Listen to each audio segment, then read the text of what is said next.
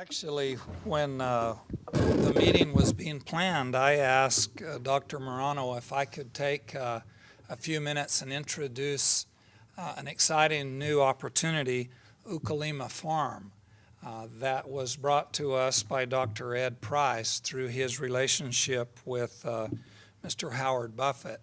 And then Elsa asked if I would present that opportunity in the context of comparative advantage.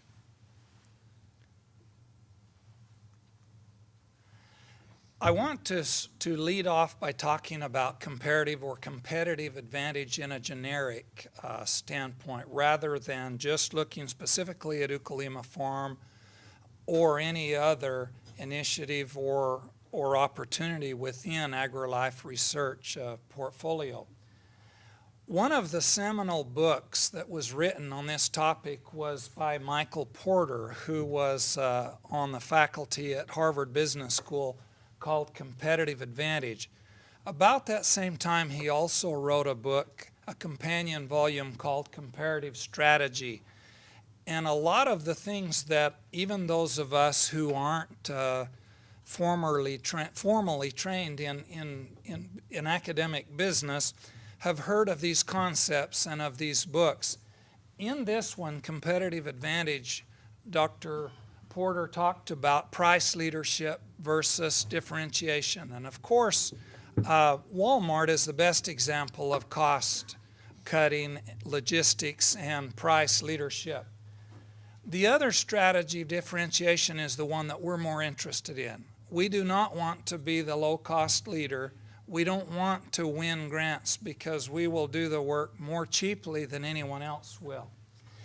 Dr. Porter also introduced the concept of value chains.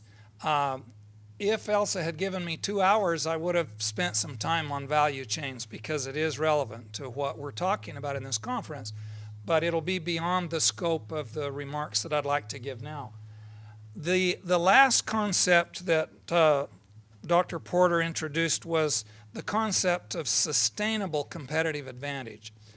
There have been a number of papers and a number of books who have advanced the notion that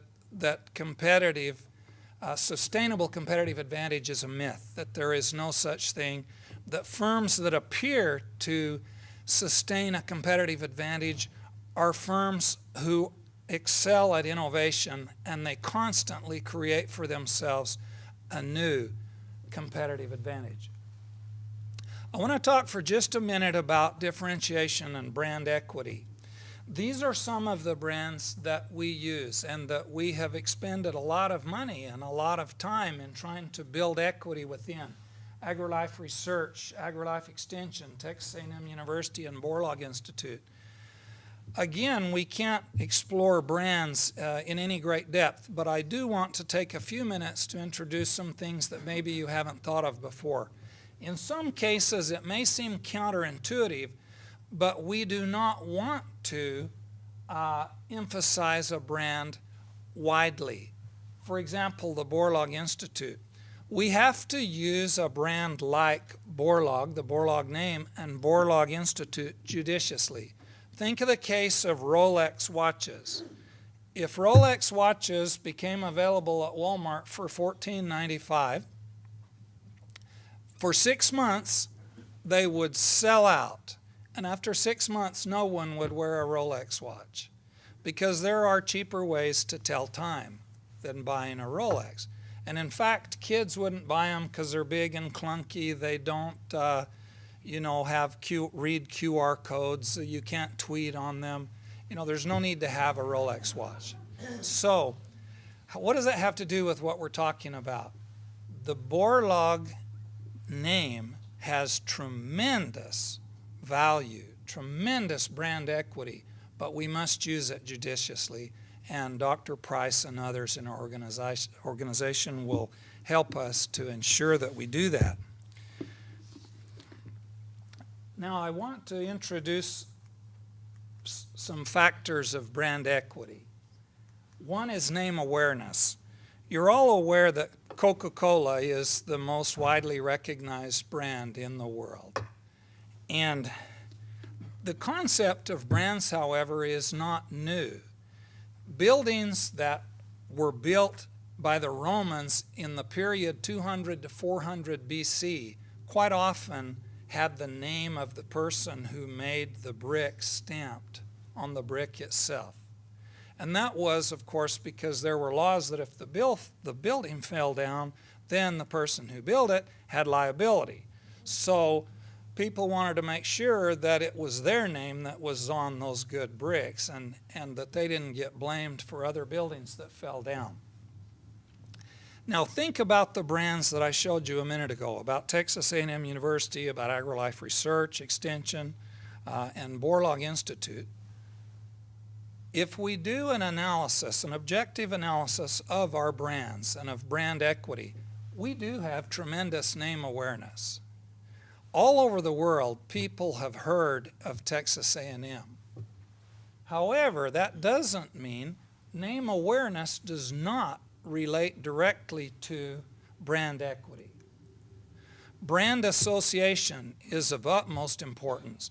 When people think of one of those brands, what do they think of? They think of Reveille, of Aggie Rings, of Kyle Field, and of things that relate directly to their experience with A&M. But they don't necessarily relate any of that to AgriLife Research or to the quality of the work that we do. Perceived quality is really where you're starting to get into the equity associated with a brand.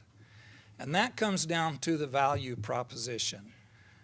Do people perceive that the work that we do for or with them adds more value than it costs? If we can always answer that in the affirmative, we will continue to grow and to prosper and to be successful.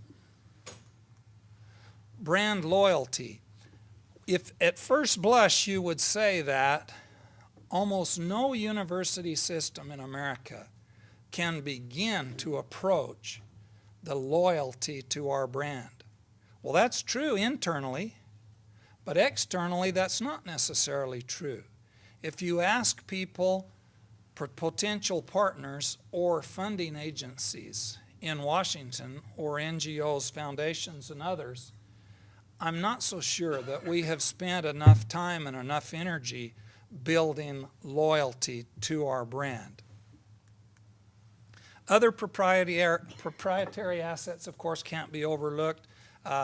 We heard an excellent presentation on relationships. That's most certainly, because this was written by someone who was interested in the private sector, they talk about channel relationships, but relationships for us are just as important. Our access to funding, to partners, and to constituent groups who benefit from our work. So now with that little introduction on brands, differentiation, and brand equity, I'd like to introduce you to Ukulima Farm. Ukulima Farm is a 9,200 acre farm. About 1,225 acres are irrigated. There are 22 center pivots. It includes irrigated farmland, dryland farming, improved pasture, native rangeland, and a cheetah reserve. Now these assets are held within a South African trust, and we have negotiated a contract with the trust to manage the farm. The farm is located in the northwest part of South Africa, right up against Botswana. It's easily accessible. There is a divided highway, a freeway, every bit as good as I-35, that goes to within, an hour and a half drive. There's a good oiled road. Well, it's not an oiled road, it's a paved road, like a farm-to-market road that goes to within about 30 or 40 kilometers, and then there's an all-surface gravel road that leads to the farm. As I said, the land use under the current management on the farm, there are 22 center pivots. These center pivots, some range from older but functional to brand new.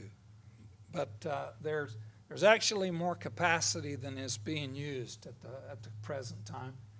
There's also 2,840 acres of the property has been designated as a reserve for cheetahs. It's fenced with high tensile electric fence to keep the cheetahs in and things that wouldn't be compatible with cheetahs out. And then there's also rangeland that at the present time, up until now, has been leased to an area farmer.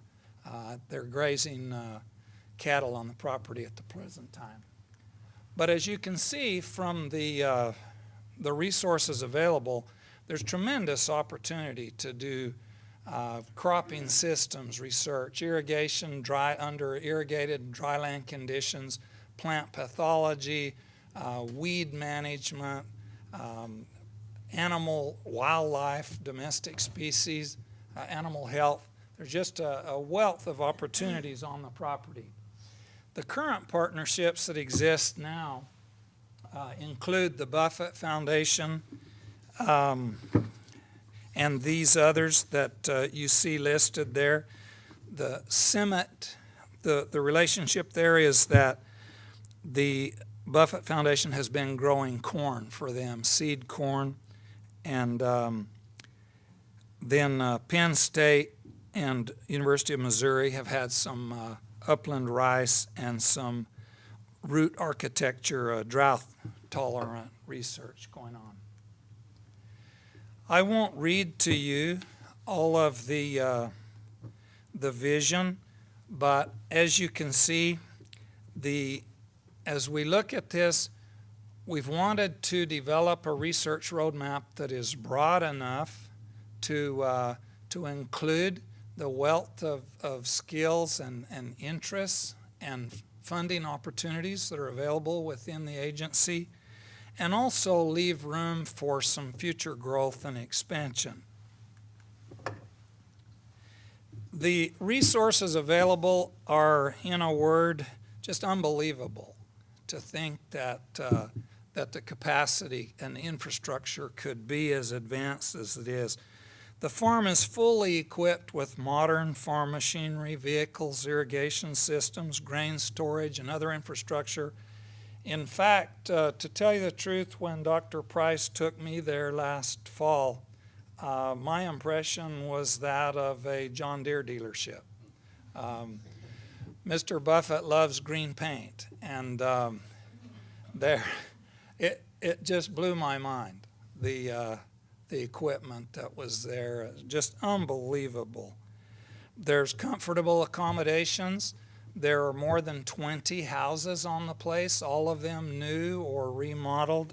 There's a dormitory, 20-bed dormitory available for students to be on the site to engage in research and other learning activities.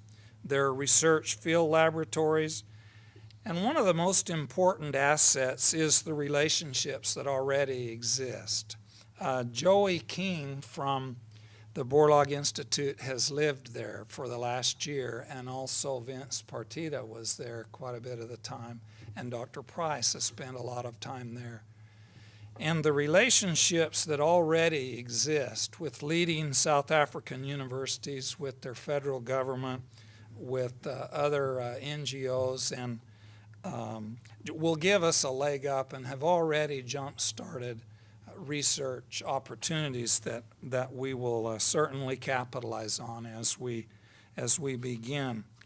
Our contract actually begins the 1st of January to manage the property, and that's when we'll really initiate activities, although to say that is not quite accurate because, as I said, Dr. Price and Joey and others have been working actively for well over a year already.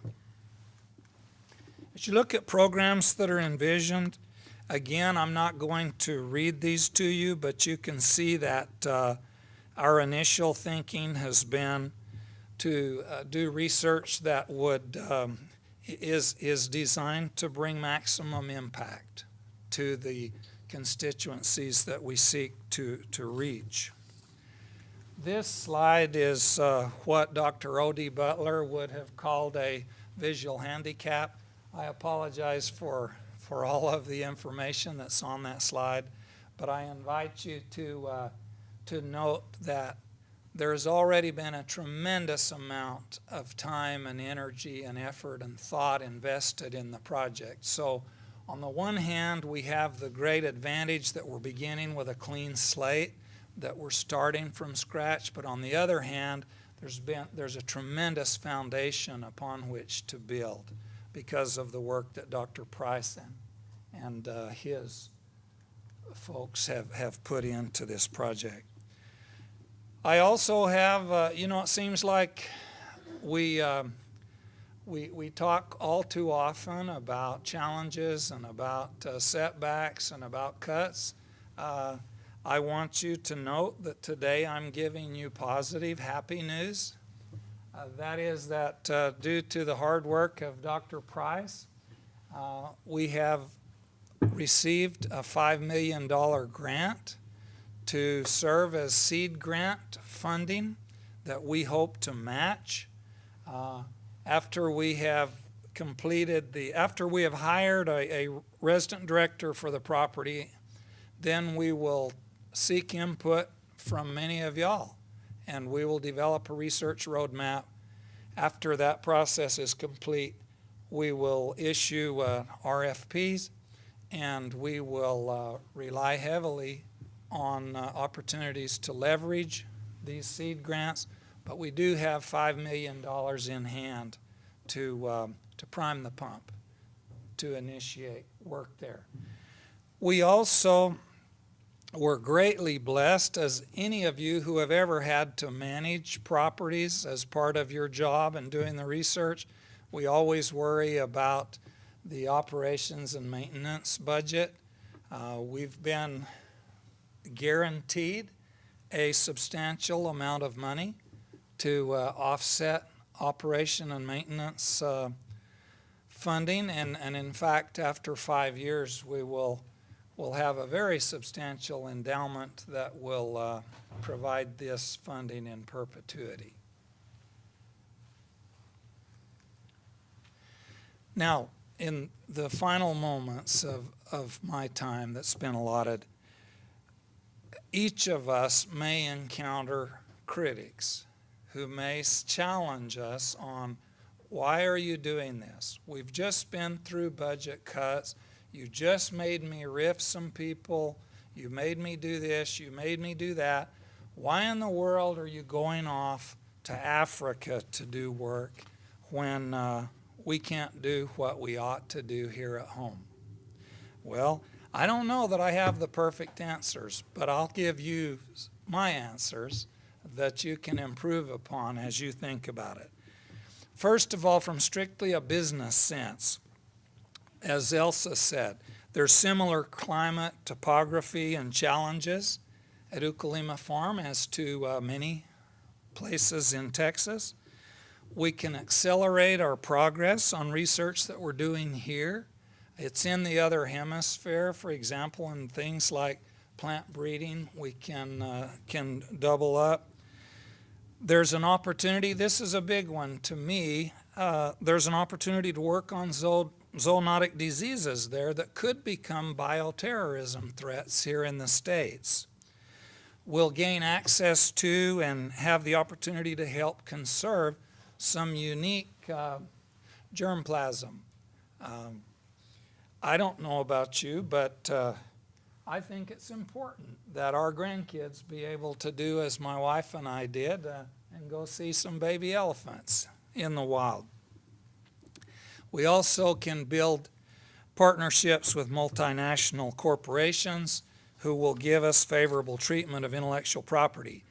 Dr. Mike Gould has been visiting with a potential corporate partner who has already put on the table some remarkable assets that they would let us work with royalty-free in Africa because of their own humanitarian and philanthropic vision or mission of their company. So that will be a great benefit to us. But that's not the only reason. I don't think, as I've talked to you the last 3 years while I've been in the office, I think many of you think every time you see me we're going to talk about money. It's not all about money. In a book written by Mr. Howard Buffett called Fragile: The Human Condition, he quotes Albert Einstein as saying, "Our technology has exceeded humanity."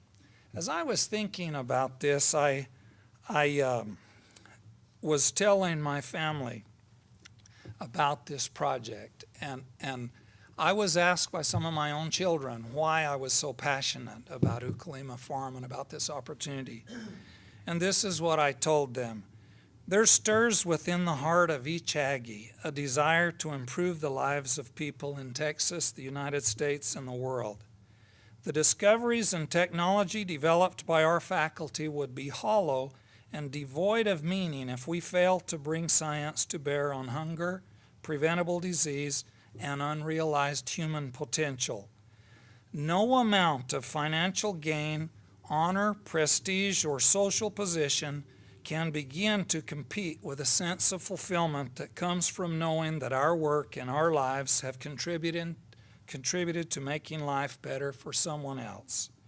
Ukulima Farm provides a once-in-a-lifetime opportunity for us to more fully develop and leverage both our technology and our humanity. The last reason that I think we need to be involved in this project and others like it is that recent history makes it abundantly clear that Texas will either send our sons and daughters from Fort Hood to trouble spots in the world, or we can send agricultural scientists from College Station and other system components. While the military has and will continue to play a vital role in achieving and maintaining world peace, the return on investment for the use of public funds will be much greater when our weapons of choice are agricultural, teaching, and extension. Agricultural research, teaching, and extension. I believe Ukulima Farm is the right place, it's the right approach, and it's the right time. Thank you very much.